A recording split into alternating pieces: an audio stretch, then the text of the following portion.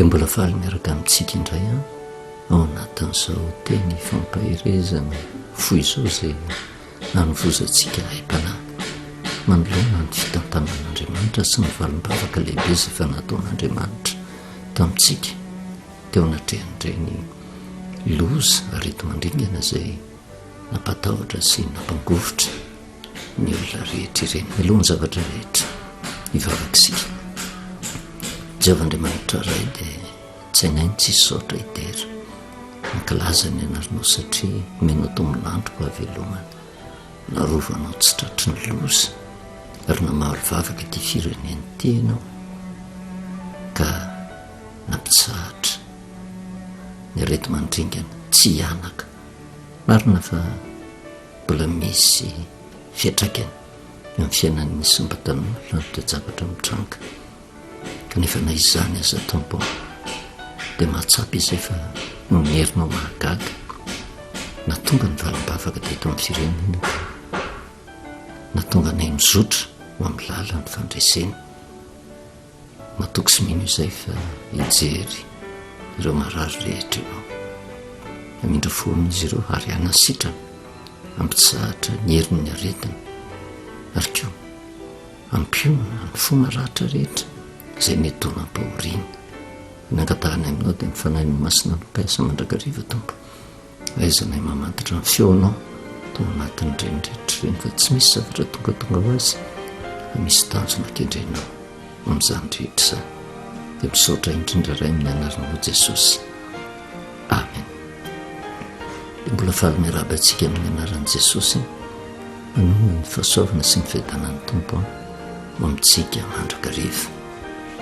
ho natoko motsika ny tsy saotra n'Andriamanitra no ny valim-bavaka izay no raisina satria betsaka ny eritreritra fa mandritra ny fotoana lavalava dia tsy ho afabela fa hamelo mafy ny aretina izay niatra nisy ny fimonomononana maro isan-karazany teo anatrehan'ireny zavatra tsy mahagaga izany satria na ny zanak'Israely izay olom-boafidy an'Andriamanitra azy teo anatrehan'ny fitantanan'Andriamanitra azy rehefa tody zavatsarotra tsy nisy izay tsy mimonomonona kanefa na dia teo aza ny fimonomononana misy ny famaizana tamin'Andriamanitra kanefa misy ihany koa famondram-po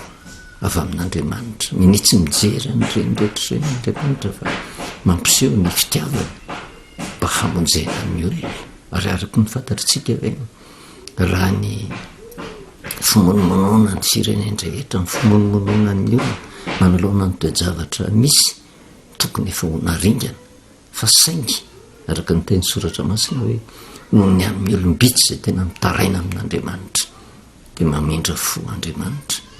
ary marina mihitsy ny tenin'i Jesosy Kristy hoe io Jehovah-Andriamanitra io sy mampiposaka amin'ny masoandrony amin'ny marina sy ny tsy marina ary mampilatsaka ny ranonorana amin'ny tsara fanahy sy ny ratsy fanahy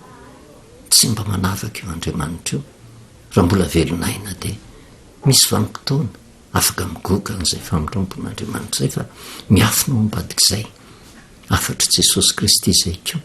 le hoe ny loza izay mitranga satria tsisy afabela nandalo ny aretina fa na tsara na ratsy na marina na tsy marina na tsara fanahy na ratsy fanahy tsy nisy izay tsy nandalovan'ny aretina nisy fiatraikany teo amin'ny fiainany na ny tsara na ny ratsy ny toe-javatra mitranga teto amin'ity izao tontolo izao ty ary izany rehetrarehetra izany dia mampiseho fa tsy miangatra Andriamanitra fa saingy ny fiatraikany eo amin'ny olona no tsy mitovy misy no ny famaizana sy ny famafisakatoko ny olona mahatonga ny zavatra mitranga eo amin'ny fiainana fa misy ihany koa nefa vokatry ny tanjona kendren'Andriamanitra ary izay ny zahantsika nazavaina ny sotomantsika losona tamin'ny tantaran'i Job nandeha nahitsy teo anatrehan'Andriamanitra fa tsy afabela satria nahazo alalina tamin'i Jehovah Satana namely azy kanefa teo anatrehan'izay tsy niteraka fimonomononana tamin'i Job izany fa vomaika izy ny fikitra tamin'Andriamanitra ary hitantsika ny fiafaran'i Job fa tena notahian'Andriamanitra ary nahazo fiaidanana avo roa iny no ny teo aloha io Job io ary izay no nentina napahirezana antsika hoe ny zavatra mitranga rehetra teto amin'ny firenena tamin'ny fiainantsika isam-batan'olona teo anivon'ny fiangonana manana ny tanjona kendreny Andriamanitra. Marina fa ny zavatra ratsy sy avy amin'Andriamanitra fa avy amin'ny devoly fa matoa niatra tamintsika ilay izy dia zao nahazo permission tamin'i Jehova Satana mba hikitika ny olo-marina ary matetika nefa ny zavatra mitranga lasa fifanomezantsiny, lasa fifanenjehana, lasa fitsaratsarana satria ty olona ity no mitantana amin'izao vanim-potoana izao ko maninona ny zohin-javatra tahaka an'izao tsy eken'Andriamanitra fa misy zavatra tian'Andriamanitra ho porofony ao anatin'izay rehetrarehetra ary ny fanazavana izay nentsika ny sotomantsika fampaherezana dia ny Zakaria 4:7 izay teny ho an'izay tena mino an'Andriamanitra kanefa teny omen'Andriamanitra koa ny firenena io ary tsy maintsy tanterahan'Andriamanitra fa io Andriamanitra io Andriamanitra tsy mahay mandainga na inona toe-javatra sarotra izay tsy maintsy atrerantsika dia ny zavatra azo antoka miaraka amin'ny Jehova tsy maintsy mivoaka ho mpandresy fa manoloana ny toe-javatra izay andalovana nefa dia mizara roa foana ny fieritreretan'ny olona. Misy ny monomonina tsy ino ny famonjena natao amin'i Jehova hanome tsiny mandrakariva fa misy nefa dia miaritra mandrakariva ary manantena ny famonjen'Andriamanitra. Zakaria 4:7 raha mampatsiaro kely vetivety dia fa izao Jehova mandafy manodidina azy ary voninahitra voany teny fampaherezana nomena ny zanak'Israely tafavoaka tao Babilôna zany. Kanefa rehefa tafavoaka nahazo baika hanangana ny Jerosalema izay efa noravan'ny fahavalo ary hanangana indray ny tranon'i Jehova fa nisy nampitahotra, nisy nanakivy, nisy nandrahona dia nanjary niraviravitana ny zanak'Israely ka navelany hatramin'ny fananganana ho vaovao indray ilay tanànan'i Jerosalema ary zany zavatra zany ny zavatra hitantsika taratra eto anivon'ny firenena satria mandainga kosa aloha izay tsy laza fa ny zavatra eritreretina ho tanterahana eto anivon'ny firenena zavatra tsy no eritreretina hatramin'izay ary indraindray misy zavatra tsy apozina vita izay tsara kanefa ao anatin'ny toe-javatra faran'izay mafy no hitrangana zany rehetrarehetra zany tonga daholo ny loza maro isan-karazany fanakiana, fanakiviana, ny fanaratsiana, ny fitsarana kanefa dia eo anatrehan'izay mangataka amin'Andriamanitra tsika mba ho tsokivy ny tompon'andraikitra ny filoha izay mitantana ny firenena ireo tompon'andraikitra ara-panjakana izay tena miazona ny fahamarinana izay mitady ny fivoaran'ny firenena malagasy tahaka ny zanak'Israely tamin'izany vanim-potoana zany nahazo baika mba hanorina indray any Jerosalema satria ao anatin'ny fanorenana indray tsika ny tena fahaleovan-tena marina izay tena tsy ankin-doha na amin'iza fa ampiseho ilay ambom-pony mahamalagasy izay matahotra ny Jehova kanefa eo anatrehan'izay tsy mora ny ady izay atrehana fa dia io ny fizahan-toetra tahaka ny Jobo avelan'Andriamanitra andalo zany rehetrarehetra zany satria inona moa ny tanjona kendren'Andriamanitra tamin'ny Jobo dia zao ny hanapirofo amin'ny Satana fa tsy miala amin'ny Jehova Jobo ary ny fiafaran'ny Jobo dia nisy ny fiadanana ary dia toraka izany koa hoe tena zao tsika mety mandalo toe-javatra sarotra fa ny fiafaran'ny tantara sy ny fizotrany fivoarana eto anivon'ny firenena ny fizotrany toe-panahy ananan'ny olona matoky an'Andriamanitra ao ariana kely dia isy ahita tanteraka mihitsy hoe zaho ry Jehova dia ho mandafy manodidina azy ary voninahitra ao voany tsy mora nefa izay teny fikazan'izay ozy tsika zany hoe hitoetra eo ampovoan'izay mandafy izay fa tena mahamay kanefa ho voninahitra eo voany zany hoe raha tsy manaiky ianao mitoetra ao ampovoan'izany mandafy zany tsy miseho aminao ny voninahitra fa misy ny olona nefa tena tafatoetra ao anatin'izany afovoan'ny afo zany fa manantena kosa ny famonjen'Andriamanitra fa misy aty ivelany kosa miandrandra fahafatesana amin'ny olona zay eo ampovoan'ny mandafy fa rehefa tena mitranga ny voninahitr'Andriamanitra eo izy voagaga ary manenina ary tsy higoka akory ny tombontsoa amin'izay vanim-potoana izay nasehon'Andriamanitra azy fa ireo olona zay tena ao anatin'ny fahakeviana ny sedra ady mafy tahaka ny Jobo dia ao ny gaga rehefa ve hay ve Jehova tsy misaraka amintsika ary teo ny idirantsika tamin'ny tantara tany amin'ny bokon'ny Daniel mba hanamafisantsika an'izay le teny fikasana nomen'Andriamanitra izay hoe zaho mandafy manodidina azy ary voninahitra eo foany ampahankely no hitatsika tamin'ny tantarany joba fa amin'ny tantarany Sadrakasy Mesaka ary Abednego indray no jerevantsika satria tamin'izany vanim-potoana izany Nebokadnezara izay mpanjakany Babilôna azo babo ny firenen'ny Jiosy kanefa teo anatrehan'izay dia zao te hametraka foto-kevitra anankiray tsy maintsy ekeny ny olona eo amban'ny fahefany Nebokadnezara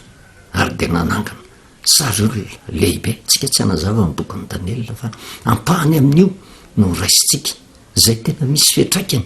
ary misy fifanandrefiny ny amin'ny toe-javatra mitranga amin'izao vanim-potoana izao tiany Nebokadnezara inkohaka miloana ny foto-keviny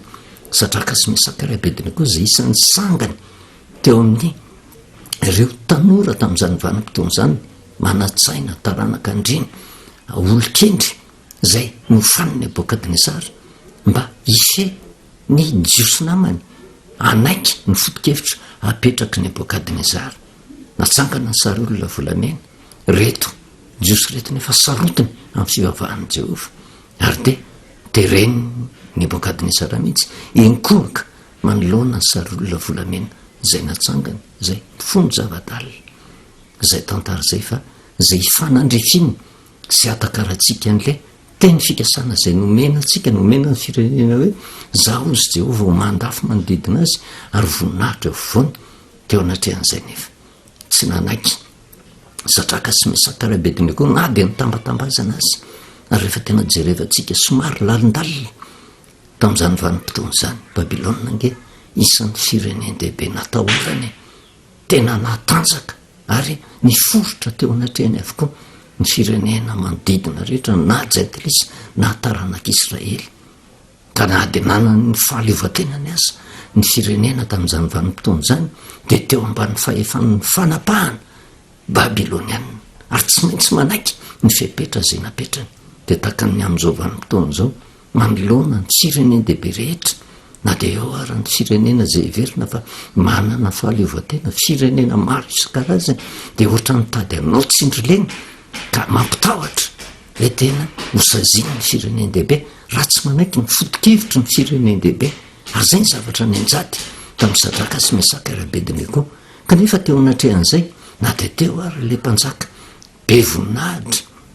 Nebokadnezara izay hoe tena nizaniza tsy mety mekohaka amin'ilay sary olona volamena izay natsangany Nebokadnezara tsy maintsy atsipy anaty laforo mirehatra afa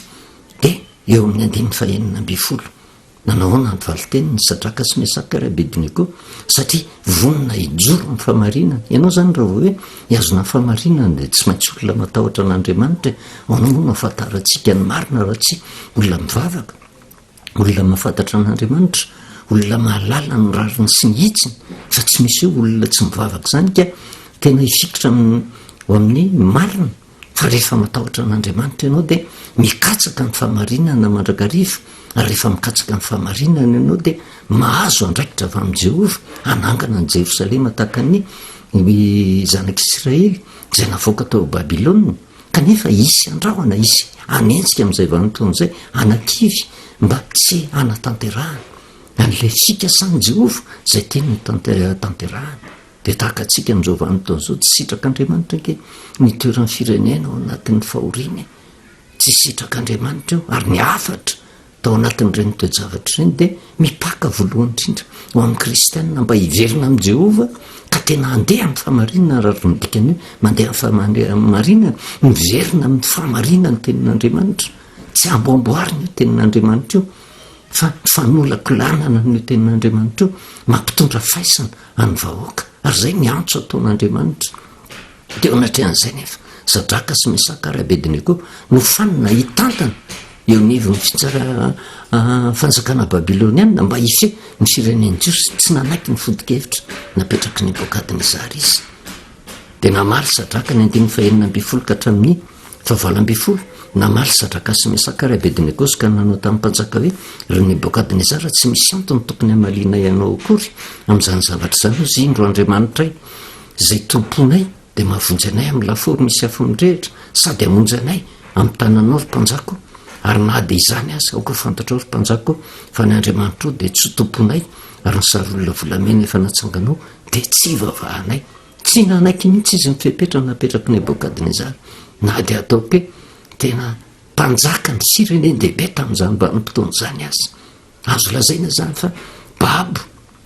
Sadraka sy Mesaka ary Abednego teo anatreny Nebokadnezara dia sirenena madinika fa tsy nanaiky mihitsy nifepetra zay tiany Nebokadnezara ifehezana azy inkohaka satria le fampiakofana manoloana ny Andriamanitra volamena zay natsangany Nebokadnezara dia fampiakofana io manoloana ny lalàna sy ny fomba hitantanana ny fahefana anaiky tsy misy fepetra tsy nanaiky an'izany Sadraka sy Mesaka ary Abednego. Ary rehefa tena jerevana ny toe-javatra mitranga amin'izao vanim-potoana izao io ihany ny lala tokana tsy manaiky ho fepehezina amin'ny foto-kevitra tsy izy tsy avy amin'Andriamanitra fa raha samy joro taka ny Sadraka sy Mesaka ary Abednego ao nisehoany voninahitr'Andriamanitra tsy nanaiky izy kanefa dia famitahorana nefa mitranga ary fomba ny firenendehibe io mampitahotra io fomba ny firenendehibe kanefa hitaritsika lavitavitra fomba ny devoly io mampitahotra io dia io toe-javatra mitranga nanerina nyty zao tontolo zao ty raotsika dia mieritreritra hoe tongatonga ho azy io aretiny io fa tena saindalan'ny Satana natonga n'ireny aretiny ireny ary tsy io ihany ny zavatra hitranga fa rehefa tena tafaverina amin'Andriamanitra ny olona dia tsy manana fahefany Satana fa tsy maintsy resy manoloana ny hevitr'Andriamanitra fa ny zavatra ampitahorin'ny Satana dia laforony rehetra afo hitondra faisana rehefa tsy manaiky ny fifehezana zay tanterahana tsy nanaiky Sadraka sy Mesaka ary Abednego zay tandindony firenena jiosy tamin'izany vanim-potoana izany tsy anaiky koa ny fahefana babiloniana kanefa dia misy vanim-potoana ianao tena ohatra ny fehezany tanteraka fa misy vanim-potoana voafetran'Andriamanitra ihany hoe tsy maintsy ho tafavoaka ho mpandresy reto firenena jiosy re ary zay koa ny inotsika ho amin'ny firenena malagasy tsy maintsy mivoaka ho mpandresy raha mbola mandeha amin'ny fahamarinana ny mpitantana an'izao firenena izao tsy anaiky ho fepehezany foto-kevitra tsy izy rehetra na firenendehibe azy ary eo no miditra an-tsehatra Andriamanitra. Ny 7 sy ny manaraka hatramin'ny 13 inona ny zavatra mitranga feno fahatezerany Nebokadnezara osika niova ny tarehiny tamin'ny Sadraka sy Mesaka ary Abednego dia nasainy nafanainy mimpito mihoatra no famana azy ny laforo ary zay lehilahy matanjaka indrindra tamin'ny miaramila no nasainy namatotra ny Sadraka sy Mesaka ary Abednego sy nanipy azy tao anaty laforo nisy afo midrehitra zay ny toetra nananany Nebokadnezara zany hoe fomba ny Nebokadnezara mihitsy zany mampijary ny olona tsy manaiky ny foto-keviny manasa azy manipy azy eo anatin'ny laforo misy afo midrehitra fa tamin'ity nahatezitra mafy an'ny Nebokadnezara mihitsy ny fanapahan-kevitra niraisy ny Sadraka sy Mesaka ary Abednego ka natonga azy niantso ny miaramila faran'izay matanjaka indrindra zany hoe matoa miaramila faran'izay matanjaka no nalainy amatotra ny Sadraka sy Mesaka ary Abednego nidika an'izany dia zao matahotra sy mangovotra aina anky Nebokadnezara manoloana ny foto-kevitra zay nitazominy Sadraka sy Mesaka ary Abednego dia miaramila faran'izay matanjaka no namatotra azy kanefa teo anatrehan'izay ngary izy reto namaly dia tahakatsika amin'izao vanim-potoana izao raisina fa io zavatra mitranga teo amin'ny firenena io ny arety mandringana ny atra io efa laforo misy afo midrehitra mihitsy zay hanipazana ny olona matoky an'Andriamanitra kanefa rehefa tsy milavo lefiny ianao eo anatrehan'izay miaramila faran'izay matanjaka koiza moa miaramila faran'izay matanjaka fa Satana zay nentina mihitsy namatotra ny olona ary io le nresantsika hoe mampilatsaka ny ranorana ny marina sy ny tsy marina Andriamanitra mamposaka ny masoandro amin'ny tsara fanahy sy ny ratsy fanahy fehetsy an-daniny zay koa mahatonga loza hiatra amin'ny olona na tsara na ratsy Andriamanitra mahatonga aretina amin'ny marina sy ny tsy marina Andriamanitra fa saingy hafa ny tantanan'Andriamanitra n'ireo karazan'olona reo fa tsy azontsika tsaraina nefa ka ndeha tsaratsara olona hoe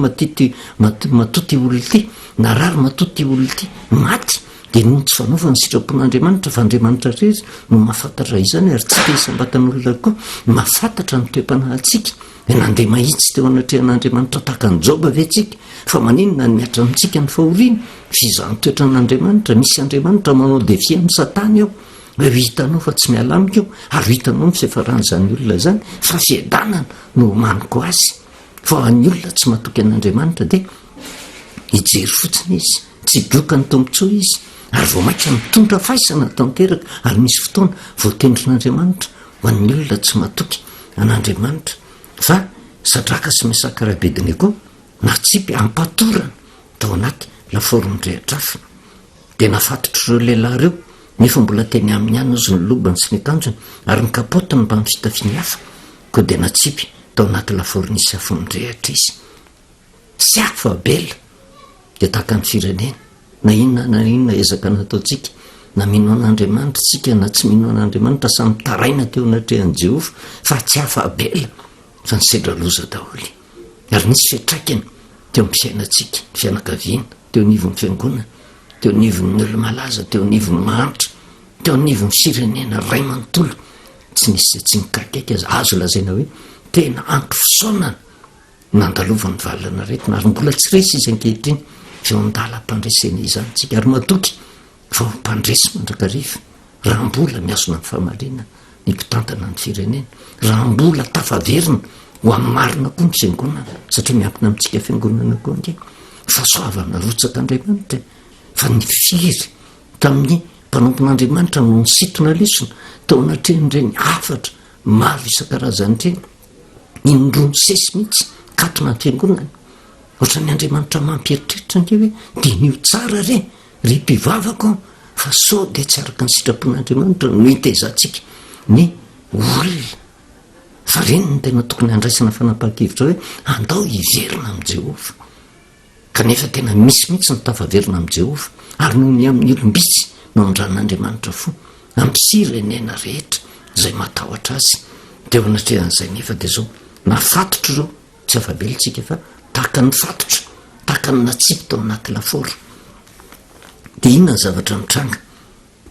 Ny 2:22, ary satria mafy ny tenin'ny mpanjaka ozy ka natao mahamay indrindra ny lafaoro, dia maty ny lehilahy fireny lehilahy izay nanipy any Sadraka sy Mesaka sy Abednego, ary izy telo Sadraka sy Mesaka sy Abednego dia voatsipy ampatorana teo amin'ny lafaoro nisy afo mirehitra. Ny zavatra mitranga, natsipy Sadraka, Mesaka ary Abednego tao anaty lafaoro misy afo mirehitra. Fa ny zavatra ambarany soratra masina dia melo olona tsy natsipy tao anatin'ny lafaoro mirehitra afo, le miaramila faran'izay matanjaka indrindra, ireo indray no maty taty ivelan'le lafaoro. Ary teo no natonga antsika nyresaka aty ivelan'le lafaoro misy afo mirehitra ho an'ny olona mpimonomonona fa afatesany ny vokany. Ary izay le misy fotoana voatendrin'Andriamanitra eo anatrehan'ny asa rehetrarehetra ho an'ny olona tsy mahatoky ny herin'Andriamanitra. Sa na dia tena mieritreritra tsy ho tafavoaka, tafalatsaka mikizo ao anaty lafaoro misy afo mirehitra, olona tena tsy ankasitrahan'Andriamanitra, izany hoe mipetraka fotsiny ohatra ny lasa spectateur, mijery ahoana nefa rany Sadraka sy Mesaka ary Abednego. Ary dia tsapantsika fa ny firenena malagasy dia tahaka ny Sadraka sy Mesaka ary Abednego, voatsipy ampatorana ao anaty lafaoro mirehitra afo, ary eo amin'izay miatrika endrotoana ny olona mpanaratsy rehetrarehetra ho tafavoaka velona ve. Fa ny aty ivelany dia mitaintaina maty eo ireo akoron'izay, fa saingy le olona piorakoraka le nandray fanapahan-kevitra tahaka n'le miaramila matanjaka indrindra nanipy any Sadraka sy Mesaka ary Abednego, maty ny lelafo taty ivelany. Fa Sadraka, Mesaka ary Abednego voatsipy ampatorana tao anaty lafaoro nisy afo mirehitra. Inona nefa ny zavatra mitranga? Ary eo no andraindraitsika, eo no andraindraitsika. Ny 2:24 dia talanjo ny Nebokadnezara mpanjaka ozy, ary nitsangana faingana izy ka niteny tamin'ny mpanolotsaina hoe mo tsy telo lahy mifatotra va ozy no natsipitsika tao anatin'ny afo. Dia namaly ny mpanapaka ireo ka nanao hoe marina izany ny mpanjako, ary hoy Nebokadnezara, koa no indro aho ozy mahita efa daty tsy mifatotra mandehandeha ao anatin'ny afo, nefa tsy maninona akory izy. Ary nisy jery ilay faefatra ozy dia tao zanak'ireo Andriamanitra. Dia miverinitsika any amin'ny Zakaria 2:7. Zaho ozy Jehovah ho mandafy manodidina azy ary voninahitra eo foany. Natsipy tao anaty lafaoro mirehitra afo Sadraka, Mesaka ary Abednego. Le olona nanipy azy maty ny lelafo taty ivelany. Le olona tao anatin'ny lafaoro mirehitra afo nivany fatorany, tsy mahay ny akanjony, tsy nikaikina ny volondohany, telo lanina tsipy teo jereva efa da no hitany Nebokadnezara teo ary ny fomba filazany azy de hoe eo amin'ny andininy fa 5 indro any mahita efa da tsy mifatotra ozy mandehandeo anatin'ny hafa nefa tsy maninona akory izy ary ny fijery le faefatra de tao zanak'ireo Andriamanitra ary le ambarany eto hoe zanak'ireo Andriamanitra satria Nebokadnezara olona tsy mivavaka amin'ny Jehova manany Andriamaniny ary le Andriamaniny bolamena arany de avy ninkofan'le olona fa io zanak'Andriamanitra zay hitany Nebokadnezara io tsy iza fa Jesosy zay tena aro ho an'ny Sadraka sy Mesaka ary Abednego io le voninahitra eo foana ary zay nahatonga antsika nyresaka hoe na de mafy arany zavatra nandalova ny firenena tsy maintsy ekenao no milasaka ao anatin'ny laforony rehetra fa ao ihany misy eo ny voninahitr'Andriamanitra ka le afo manodidina le fampahoriana maro isan-karazany le aretina mianjady reny rehetrarehetra reny ho tazanina tsy tia reny rehetrarehetra reny ary de ho gagany tsy tia hoe to tafavoaka ihany to ohatra ny misy voninahitr'Andriamanitra ary tsy herin'olombelona ny mahatonga an'izany fa ny herin'i Jesosy Kristy zay mbola miazona an'ity fireneny ity miazona ny fiangonana miazona ny isam-batan'olona satria tsy maintsy mandalo zavatsarotra tahaka ny Joba kanefa ao anatin'izany no anehoan'Andriamanitra amin'ny Satana hoe tena mbola hafa ny olona matahotra tsy miala amiko zany na de mafy ara ny fanenjehana satria hitantsika tamin'ny androny Joba nanentsika azy indray ny vadiny mbola iazona amin'ny fahamarinana ihany ve ianao mialanao amin'ny fahamarinana mialanao amin'ny Jehova fa tsy manaiky an'izany Joba miteny azy ireo namany aka sao de no ny adalanao mahatonga an'izany nekeny Joba fotsiny fihinanana ataon'ny Joba nivavatra izy ho an'ireo sakaizany kanefa de naverin'Andriamanitra ny fiadanana inona ny zavatra nitrangako teto na tsy mpiapatorana na naiky ny fitondran'Andriamanitra nangina manoloana ny fitantanan'Andriamanitra satria manana ny tanjona tiany hoaketrak'Andriamanitra de zao fanaporofona amin'ireo tsy tia fanaporofona amin'ny fireneny dehibe fanaporofona amin'ny mpanenjika fanaporofona amin'ny mpimonomonina fa anatin'izany toe-javatra sarotra zany misy voninahitr'Andriamanitra tiany ho ampitaina eo anatrehan'izay ary hitanaka vava misy ny hitanaka vava tahaka ny Nebokadnezara le mpanjaka ny fireneny dehibe mihitsy no mitanaka de lanina tsy tokony mahita efatra ozy ary nyray to zanak'ireo Andriamanitra zay le voninahitra eo foana Jesosy miaraka amin'ny olona mandeha mahitsy tsy manatahotra mentehitra ny famindrampon'Andriamanitra mihitsy ary teo anatrehan'izay nefa de zao afo ny manodidina anizy efatra mirahalahy raha tenenina Sadraka Mesaka ary Abednego ary le zanak'Andriamanitra zay tsisy fa Jesosy ary zay no nahatonga antsika nyresaka tsy maintsy manaiky tsika milatsaka ao anatin'ny laforony rehetra fa tsy hoe sitrapontsika no milatsaka tao anatin'ny aretina nge tonga de nanodidina fotsiny ny aretina tsy afabely finona ny tokony atao tao mitehitra amin'ny amin'ny famindrampon'Andriamanitra manantena araka ny teniny izy telo amin'ny rahalahy ny andiny fa 7 indro Andriamanitra zay tomponay de mahavonjy anay amin'ny lafory misy afony rehetra sady hamonjy anay amin'ny tananao ry mpanjaka ao ary na de tsy zany aza ao zay koa fantatra ao ry mpanjaka ao fa ny Andriamanitra ao de tsy tomponay ary ny sary olona volamena efa natsanganao de tsy vavahanay zany hoe tsy manaikitra tsy manaiky mihitsy ny fotokevitra tiana iseheza ny Sadraka sy Mesaka ary Abednego izy telo amin'ny rahalahy na de tsy hamonjy ary izy mijoro tamin'ny fahamarinana ny mandrakariva ary rehefa natsipy manginakiny ho azo atao natrehan'izay manginy mahandro fotsiny ny famindrampon'i Jehova hoe tena ho hitanao ao ariana kely eo voninahitr'Andriamanitra zay aseho ary mahatoky sy mihitsika eo nivon'ny firenena ho an'ny fiangonana miverina amin'ny fahamarinana kristianina miverina amin'ny tenin'Andriamanitra misy voninahitra tsy takatry ny saina ho ataon'Andriamanitra ao amin'ny olona ho an'ny firenena de ho hitantsika satria tahaka ny zanak'Israely tamin'izany vanim-potoana zany anangana ny Jerosalema zay efa rava anangana ny tranon'i Jehova zay efa tena potika misy nandraona teo anatrehan'izay kanefa nampahirezina hoe tena indro ho mandafo manodidina azy zany hoe reo fahoriana lasa zezika nampisandratra indray any Sadraka sy Mesaka ary Abednego nampisandratra any Joba ampisandratra amin'ny Madagasikara io toe zavatra nitranga teto amin'ny firenena io tolagaga ny firenena rehetra hoe raha nantenaina ho potika raha nantenaina ho faty tao anatin'izany laforomidrehetra avy zany maninona ny mbola tafajory ihany maninona ny tohatra ny mbola misandratra ihany herin'andriamanitra tsy takatry ny saina vokatry ny finono ny olombitsy mahatonga n'izany rehetrarehetra zany ary zay no mahatonga antsika amin'resaka hoe tsy mora ny teny fikasana tsy hoe faly fotsiny hoe ankazay ny teny fikasana avy amin'i Jehova fa zao na anaiky ve ianao na angina tao anatin'ny laforony rehetra afa ary navelanao ho Andriamanitra ve no miasa tanteraka mba hisandratan' Jesosy Kristy izay tena hery natonga ny afo tsy nanana fahefana tamin'ny Sadraka sy Mesaka ary Abednego ny andiny fahenina amby roapolo ka hatramin'ny andiny fito amby roapolo ary io ny zavatra tena ataon'Andriamanitra nizotra tsy kelikely makantsika nanatona ny varavarany laforony sy afo midrehitra Nebokadnezara ka ny antso hery Sadraka sy Mesaka sy Abednego mpanompon'Andriamanitra avy indrindra mivoaka avy aty mivoaka avy teo anatin'ny afo Sadraka sy Mesaka ary Abednego ary zay ny tandinto ny fandraiseny ka afavoaka somatsara tao anatin'le zavatra ny heverina fa hamono no tafavoaka ihany ke tsika ao anatin'ny ty etraketraka ny valana retina zay avy amin'ny devoly ty no tafavoaka ihany fa de ho gaga ny tsy ty rehetrarehetra hoe fa ahoana inona ny zavatra mitranga teo de ny fanatona ny solompanjaka ozy sy ny mpanapaka sy ny governora ary mpanolotsainy ny mpanjaka ka nahita ireo lehilahy reo fa tsy nanan-kery hampaninona ny tenany akory ny afo izy na nisy singamboly ny kaikina tamin'ny lohany na niova ny lobany ary tsy nisy fofonafa akory tamin'izay ny zavatra hitranga ririny tasa tsy tsarony ao ivoaka ho mpandresy isika kanefa ny tena mampatahotra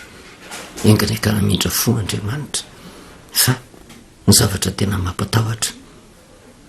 de ny andiny faharomby roapolo satria mafy ny teny mpanjaka ka natao mafy mamay indrindra ny laforo maty ny lehilahy firen'ny lehilahy izay nanipy ny Sadraka sy Mesaka ary Abednego zany hoe mila mitandrina eo anatrehany fitantanan'Andriamanitra fa na heverina fa toe-javatra ratsy ary ny zavatra mitranga avelon'Andriamanitra hitranga satria manana ny tanjona kendreny Andriamanitra de zao ny anaporofona ny voninahiny manoloana ny toe-javatra sarotra ary matoa mifidy ny Sadraka sy Mesaka ary Abednego Andriamanitra reo ihany no mahataty tsy mikoaka eo anoloan'ny tsarolona volamena natsangan'ny Nebokadnezara raha ny toe-javatra misy amin'izao vanim-potoana zao ny olombotendrin'Andriamanitra hitatana ny firenena Andriamanitra no mahafantatra fa izy no afaka hisedra ny mafy tahaka an'izao mba hisehoany voninahitr'Andriamanitra eo amin'ity fanarenana n'ity Madagasikara ity ary ny olona tena samby verina amin'Andriamanitra ihany no anakinan'Andriamanitra koa ny fitoriana filazantsara amerina ny olona ho amin'ny laoniny ampaherin'ny olona mba tsy hatonga ny olona ho kivy na de mafy ara ny zavatra mitranga fa de zao ny afo manodidina lasa fefy miaro an'le olona ka tsy mikaraikina ny volony fa ao anatrehan'izany ny tsy ty rehetrarehetra ivanaka takan'ny Nebokadnezara hoe tohatra ny misy zanak'ireo Andriamanitra tafaraka aminy io le voninahitra ao foany matoko sy mino afa Andriamanitra mifiadanana de hiasa ao anatsika mba hatonga atsika mentehatra mandrakariva amin'Andriamanitra ka ampitsahatra ny fimonomononana rehetra fa anaiky ny fitantanan'Andriamanitra fa tsy nysoa ihany ozy Job no raisitsika avy amin'Andriamanitra fa niratsika eo fa rehefa tena zay ny lalana hitondran'Andriamanitra atsika tsy afabela amin'izay fa zao ekena fotsiny fa mahana tena kosa ny famonjeny de inona ny zavatra mitranga amerina ny tsy edanana avo eny zay niatra tamin'ny Job eo Andriamanitra io any amparany any ary tsy maintsy hitanjotra amin'izay na ny ralahany na ny sakaizany ny anatrehan'izay tena tsy atenitsony satria Andriamanitra de lasa voninahitra eo foana de matoko sy mino afa isika isambatan'olona manoloana ny toe-javatra zay mitranga aleo miverina amin'i Jehova alao matahotra an' Jehova alao mandeha amin'ny fahamarinany andao hitrotrom-bava an'ity firenena ity sy mitantana ny firenena mba hitohy ananatahotra an'Andriamanitra mba hiadana ny firenena ka ninonina afo mirehatra anipazana atreto mba hivoaka ho mpandresy mandrakariva isika voninahitra an'Andriamanitra irery any vavaka isika sotranao jehovahandriamanitra rainao ny teninao mitray izy tonga taminay teny mampahery mampafantatra anay ny fitantananao sy ny sitraponao tsy ny soa ihany tokoa ny raisiny avy aminao randratsika io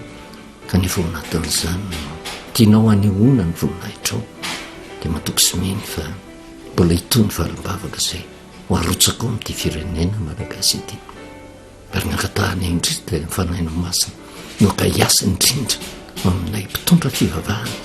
mba hisaintsaina anay tompo tsy ampanantena zavatra tsy misy dikan'ny olonao fa mba hitantana ny olonao ho amin'ny fahamarina ny teninao tompo ary aoka hisitomana lesona ny faoriana rehetra izay mitranga sy ny fiapetra izay niraisina fa mirambonao mbola ahafahana miriritaka an'izao dia matoky sy miny fa raha namaly vavaka ianao androany mbola hitoy ny valim-bavaka izay ho raisiny avy aminao anatanterahany teninao any voninahitra eo foany aho misaotra indrindra ray amin'ny anaranao Jesosy amen. Anao velomantsika amin'ny anaran'i Jesosy anao na ny fahasoavana sy ny fitanan'ny tompo amintsika mandrakariva.